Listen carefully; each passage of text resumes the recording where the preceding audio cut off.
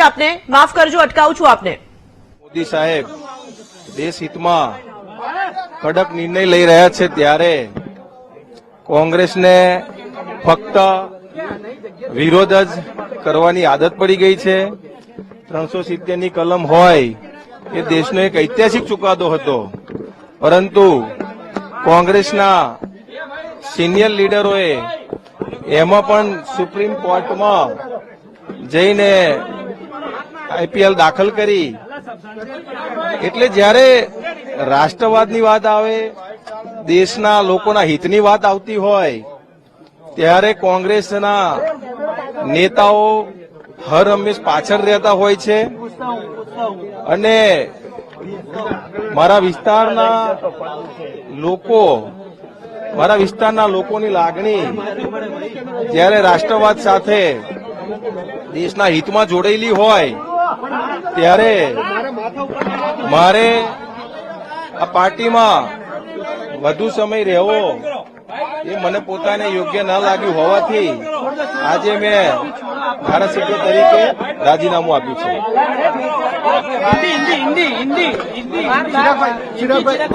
ઋષિભાઈએ જે કીધું કે ગુમલામણ અનુભવે છે એ વાત સાચી છે? ચોક્કસ મારા અન્ય સાથી ધારાસભ્યો પણ કોંગ્રેસમાં ગુંગળામણ અનુભવી રહ્યા છે. કારણ કે આપ છેલ્લા ઘણા સમયથી જોઈ રહ્યા છો કે દિવસે ને દિવસે કોંગ્રેસની સ્થિતિ કથળતી જાય છે. નેશનલ લેવલ હોય કે સ્ટેટ લેવલ હોય તો એમાં દિવસે ને દિવસે કોંગ્રેસનો પોતાનો જનાધાર ગુમાવી રહી છે. આપે હમણાં જ જોયું 5 રાજ્યોના ચૂંટણીના પરિણામોમાં, તો 5 રાજ્યોના ચૂંટણીના પરિણામોમાં 3 રાજ્યોમાં સ્પષ્ટ બહુમતીથી ભારતીય જનતા પાર્ટીએ સરકાર બનાવી અને 3 પૈકી 2 રાજ્યોમાં સ્પષ્ટ બહુમતીની કોંગ્રેસની સરકાર હતી. ત્યાં પણ એ રાજ્યના લોકોએ જનાદેશ એમની વિરુદ્ધમાં આપ્યો છે. કારણ કે એમની કામ કરવાની પદ્ધતિ, બોલવાનું કઈ અને કરવાનું કઈ એવી કોંગ્રેસની માનસિકતા છે. અને આ પાર્ટીમાં આ માનસિકતા ભર્યા વાતાવરણમાં વધારે પડતો લાંબો સમય રહી ના શકાય. એટલે સ્વૈચ્છિક રીતે મારા વિસ્તારના લોકોની જે લાગણી હતી, મારા વિસ્તારના લોકોની જે ભાવનાઓ હતી, તો એ એમની લાગણી અને ભાવનાઓને માન આપી અને મેં રાજીનામું આપ્યું. ઘણા સાથી મિત્રો છે અને પોતે પણ કોંગ્રેસમાં ગુંગળામણ અનુભવે છે. તો આવનારા સમયમાં હજુ પણ કેટલાક મારા સાથી મિત્રો કદાચ કોંગ્રેસને અલવિદા કરી દેશે.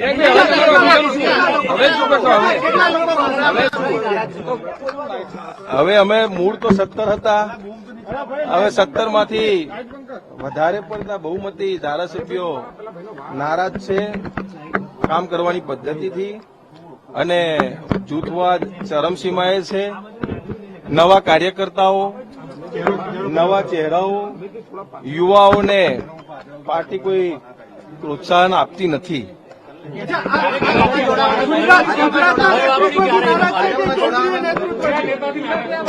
ગુજરાતના નેતૃત્વની વાત કરું તો ગુજરાતના નેતૃત્વમાં તો એવું છે કે દિલ્હીથી સ્વિચ ઓન થાય, દિલ્હીથી સ્વિચ ઓફ થાય, એ રીતે ગુજરાતનું નેતૃત્વ કોંગ્રેસનું અમારું કામ કરી રહ્યું છે. એટલે નેતૃત્વ દિલ્હીથી ઓપરેટ થાય છે. પણ જયારે દિલ્હીના નેતૃત્વની વાત કરું તો દિલ્હીનું નેતૃત્વ એ જે રાજા રજવાડા આ દેશમાંથી નાબૂદ થયા, પણ આ સેન્ટ્રલ કોંગ્રેસ એ હજુ એ રાજપાટમાં જીવી રહી છે. એસી બંગલાઓમાં, એસી હોલોમાં અને ભવ્યાથી ભવ્ય વ્યંજનોમાંથી બહાર નીકળતા નથી સેન્ટ્રલના લીડરો. સેન્ટ્રલની લીડરશીપ એકદમ ઘરડી થઈ ગઈ છે.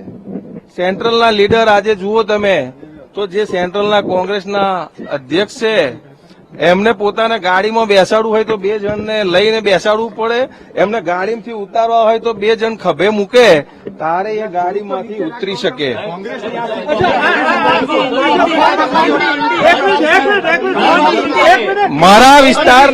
મારા વિસ્તારના લોકો જે મને આદેશ આપશે, મારા વિસ્તારના લોકો મને જે આદેશ આપશે, એમનો જે નિર્ણય હશે એ હું માથે ચડાવીશ.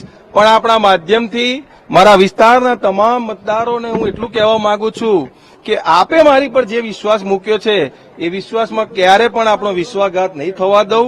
અને જાહેર જીવનમાં આપની સેવા ભૂતકાળમાં પણ કરતો હતો અને આવનારા સમયમાં પણ આપની વચ્ચે જ છું, આપની સેવા જ કરતો રહીશ. કોંગ્રેસને ઉઘરાણા સિવાય બીજું કંઈ આવડતું જ નથી ભાઈ.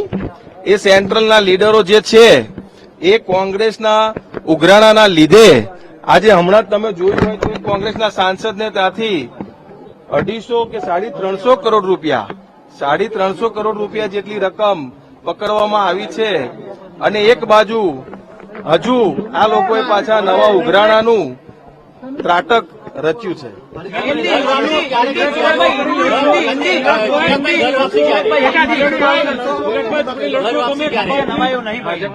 મારા વિસ્તારના લોકો જે નિર્ણય લેશે અને જે મને આદેશ આપશે એ આદેશ પ્રમાણે હું આગળ વધીશ. કારણ કે એમને મને આદેશ આપ્યો હતો, જનાદેશ એમને આપ્યો હતો.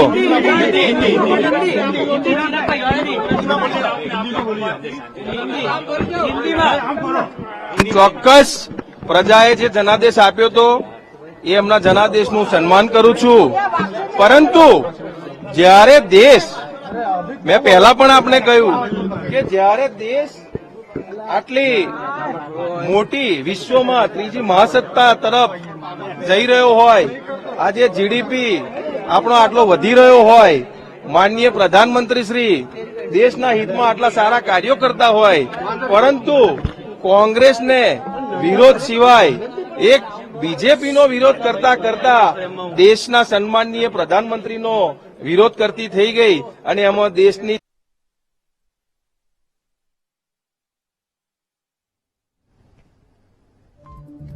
ચિરાગ પટેલ રાજીનામું આપ્યા બાદ કોંગ્રેસને આડે હાથ લેતા સાંભળી શકાય છે. અનેક મુદ્દાઓ પર તેમના બદલાયેલા સૂર આજે પત્રકારો સાથેની વાતચીતમાં સામે આવ્યા. નિર્માણ થઈ રહ્યું છે. 22મી જાન્યુઆરીએ આ દેશ માટે એક નવો સૂરજ ઉગી રહ્યો છે. ત્યારે આ કોંગ્રેસ આજ સુધી એક પણ સ્ટેટમેન્ટ ભગવાન રામ કે રામ મંદિરના હિતમાં કે એના તરફેણમાં એક પણ શબ્દ કોંગ્રેસના નેતાઓ ઉચ્ચારવા સંમત નથી. સહેજ પણ એમનો એક પણ શબ્દ રાષ્ટ્રહિતમાં કે દેશ હિતમાં કે ભગવાન રામના હિતમાં કે રામના પ્રજામાં હિતમાં એક શબ્દ બોલવા તૈયાર નથી. ત્યારે આ પાર્ટીમાં મારી દ્રષ્ટિએ ગુંગળામણ મારા જેવા કેટલાય ધારાસભ્યો અનુભવી રહ્યા છે. આવનારા સમયમાં એ આપને ખબર પડશે.